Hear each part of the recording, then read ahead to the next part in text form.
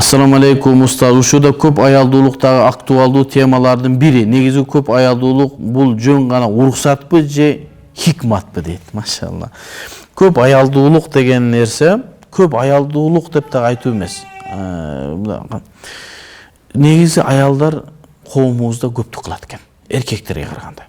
Эми бир аял бир эркекти басып жата берген аны менчиги эмес да. Анан эгерде бир шарттар табыла турган болсо, эгерде ошонун бир мүмкүнчүлүгү болсо, келишип, кеңешип, анан ошондой экинчи же үчүнчү аялдуулукка кеңешип, үй бүлө бузулбаш үчүн кеңешиш керек. Аялды аял катары теңебей эле тебелеп барып алып алса, анда жакшы болбой калат. Бул негизи уруксатпы же хикматпы? Бул уруксат. Анан ошону мубах деп айтат элекпиз. Кээ бирөө сүннөт деп жүрбөйбү? Мубах. Сүннөт болсо анда биздин кылышыбыз милдет болот. Мен сүннөт аткара албай калсам анда кандай болот?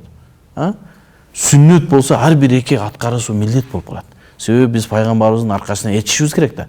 Пайгамбарыбыздын кээ бир кылган, пайгамбарыбыз үйлөнгөн экен. Ошол үчүн сүннөт эмес. Пайгамбардын баардыгы эле кылган амалдары сүннөт боло бербейт. Кээ биркisi фарз болот, кээ биркisi важип болот, кээ биркisi мустахаб болот, кээ биркisi мубах дагы болот. Мисалы үчүн таяк таянуу. Пайгамбарыбыз дайым таяк таянып жүргөн. Биз эмне таянбайбыз? Мубах кылсаңыз, пайгамбарыбызга окшоп ниет кылсаңыз соо кыласыз. Ошондой эле үйлөнүү дагы мубах. Сүннөт десек бизди күнөөкөр кыласыңар. Сүннөт аткара албай калгандар. Биз буну мубах дейбиз. Кылса ниетине жараша соо болот иншалла.